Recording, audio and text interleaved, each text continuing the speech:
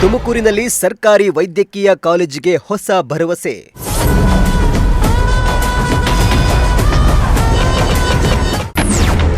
ಬಹು ವರ್ಷಗಳ ತುಮಕೂರಿಗರ ಕನಸು ನನಸಾಗುವತ್ತ?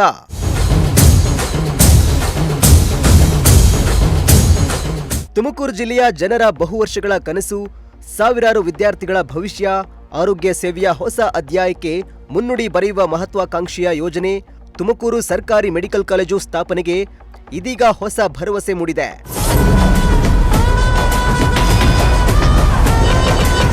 ಹೌದು, ಸುಮಾರು 3 ದಶಕಗಳ ಕಾಲ ನ್ಯಾಯಾಂಗ ಮತ್ತು ಆಡಳಿತಾತ್ಮಕ ಹೋರಾಟದ ಮಧ್ಯೆ ಸಿಲುಕಿದ್ದ 106 ಎಕರೆ 23 ಗುಂಟೆ ಸಾರ್ವಜನಿಕ ಜಮೀನನ್ನ ಜಿಲ್ಲಾಡಳಿತ ರಕ್ಷಿಸಿದ್ದು, ಇದೇ ಜಾಗದಲ್ಲಿ ಸರ್ಕಾರಿ ವೈದ್ಯಕೀಯ ಕಾಲೇಜು ಸ್ಥಾಪನೆಗೆ ಸರ್ಕಾರದ ಮಟ್ಟದಲ್ಲಿ ಚರ್ಚೆಗಳು ಆರಂಭವಾಗಿದೆ.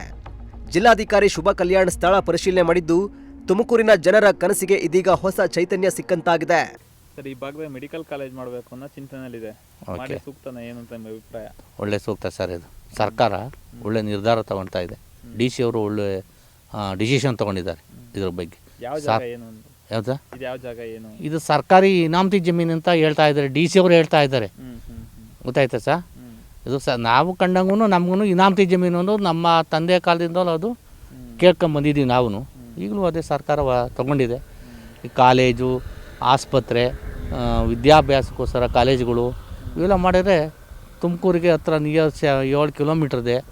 ಇದು ಏರಿಯಾ ಡೆವಲಪ್ ಆಗುತ್ತೆ. ಗ್ರಾಮೀಣ ಪ್ರದೇಶಕ್ಕೆಲ್ಲ ದೂರದಿಂದ ಬರೋರಿಗೂ ತುಂಬ ಅನುಕೂಲ ಆಗುತ್ತೆ. ತುಂಬ ಸಂತೋಷ ಸರ್. ಸಾಕಷ್ಟು ಪ್ರೈವೇಟ್ ಕಾಲೇಜುಗಳಿದ್ವು. ಪ್ರೈವೇಟ್ ಇದು ಗೌರ್ಮೆಂಟ್ ಕಾಲೇಜ್ ಆದರೆ ಬಡ ವಿದ್ಯಾರ್ಥಿಗಳು ಓದೋಕ್ಕೆ ಮೆಡಿಕಲ್ ಕಾಲೇಜು ಡಾಕ್ಟರ್ಗಳು ಆಗ್ತಾರೆ. ಇದೆಲ್ಲ ತುಂಬ ಅನುಕೂಲತೆ ಇದೆ ಸರ್. ಹೌದು, 106 ಎಕರೆ ಇದೆ. ಇದು 106 ಎಕರೆ ಇದೆ ಸರ್. ಕರೆಕ್ಟ್, ತುಂಬ ಸೂಕ್ತವಾದ ಜಾಗ. ಹೌದು, ಬಂದಿದೆ ಸರ್. ನಿನ್ನೆ ನಾವು ಇದ್ವಿ.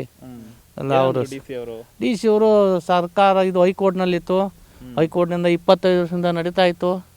ನಮ್ಮ ಉಪಮುಖ್ಯಮಂತ್ರಿಗಳು ಇದ್ರ ಬಗ್ಗೆ ಗಮನ ಹರಿಸಿ ಅಂತ ಹೇಳಿದ್ರು. ನಾವು ಇದನ್ನು ಸರ್ಕಾರ ಸಾರ್ವಜನಿಕರ ಹಿತಾಸಕ್ತಿಗೋಸ್ಕರನ ಈ ಜಮೀನ ಸರ್ಕಾರ ಪಡಿತಾ ಇದೆ ಅಂತ DC ಸಾಹೇಬರು, ಮೇಡಮ್ನವರು. ಹೌದು, ಶೈಕ್ಷಣಿಕ ಜಿಲ್ಲೆ ಆಗಬೇಕು, ಒಳ್ಳೆ ಅಭಿವೃದ್ಧಿ ಆಗಬೇಕು. ಮುಖ್ಯವಾಗಿ ಈಗ ತುಮಕೂರಿನಲ್ಲಿ ಆಸ್ಪತ್ರೆ ಜನ ತುಂಬ ಜಾಸ್ತಿ ಇದ್ದಾರೆ. 1000 ಜನ ಅಲ್ಲಿ ಬಂದರು, ಅಲ್ಲಿ ಆಗೋಕ್ಕೆ ಜಾಗ ಇಲ್ಲ.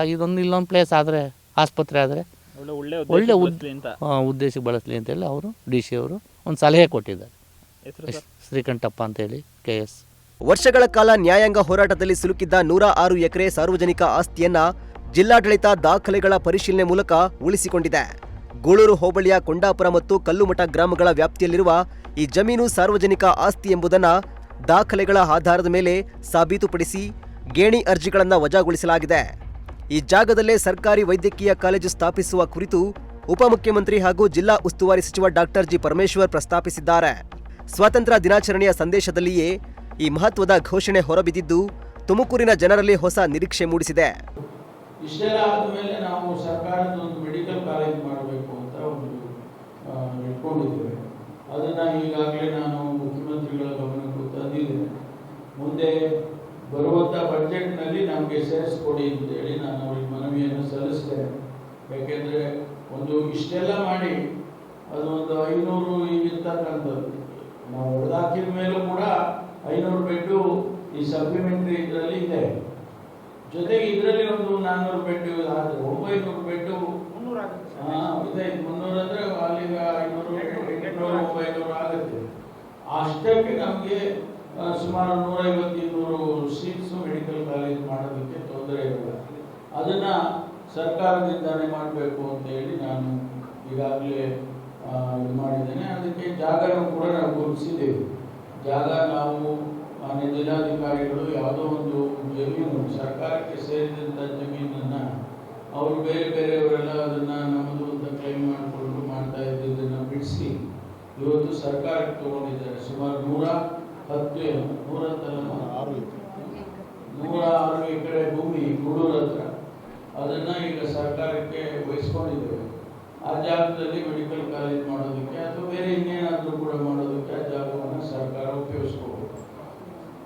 ಮುಂದಿನ ಬಜೆಟ್ನಲ್ಲಿ ಸರ್ಕಾರಿ ಮೆಡಿಕಲ್ ಕಾಲೇಜು ಘೋಷಣೆಯ ಬಗ್ಗೆ ಮನವಿ ಸಲ್ಲಿಸುವುದಾಗಿ ಹೇಳಿರುವುದು ಜಿಲ್ಲೆಯ ಜನರಲ್ಲಿ ನಿರೀಕ್ಷೆ ಮತ್ತಷ್ಟು ಹೆಚ್ಚಿಸಿದೆ. ವೈದ್ಯಕೀಯ ಶಿಕ್ಷಣಕ್ಕಾಗಿ ಬೆಂಗಳೂರು, ಮೈಸೂರು, ದಾವಣಗೆರೆ ಸೇರಿದಂತೆ ಇತರೆ ಜಿಲ್ಲೆಗಳತ್ತ ಮುಖ ಮಾಡಬೇಕಾದ ಅನಿವಾರ್ಯತೆ ಈಗ ಕಡಿಮೆಯಾಗುವ ಸಾಧ್ಯತೆ ಇದೆ. ಬಹು ವರ್ಷಗಳಿಂದ ತುಮಕೂರು ಜನತೆ ಎದುರು ನೋಡುತ್ತಿದ್ದ ಸರ್ಕಾರಿ ವೈದ್ಯಕೀಯ ಕಾಲೇಜಿನ ಕನಸು ಇದೀಗ ಕನಸಿನ ಹಂತ ದಾಟಿ ವಾಸ್ತವದತ್ತ ಹೆಜ್ಜೆ ಇಡುತ್ತಿರೋದು ವಿದ್ಯಾರ್ಥಿಗಳ ನಿರೀಕ್ಷೆಗಳನ್ನು ಹೆಚ್ಚಾಗಿಸುವಂತೆ ಮಾಡ್ತಿದೆ. ಕ್ಯಾಮರಾ ಪರ್ಸನ್ ವಿಜಯ್ ಜೊತೆ ದೀಪಕ್ ಕೆಂಕೆರೆ, ಪ್ರಜಾಶಕ್ತಿ ಟಿವಿ, ತುಮಕೂರು.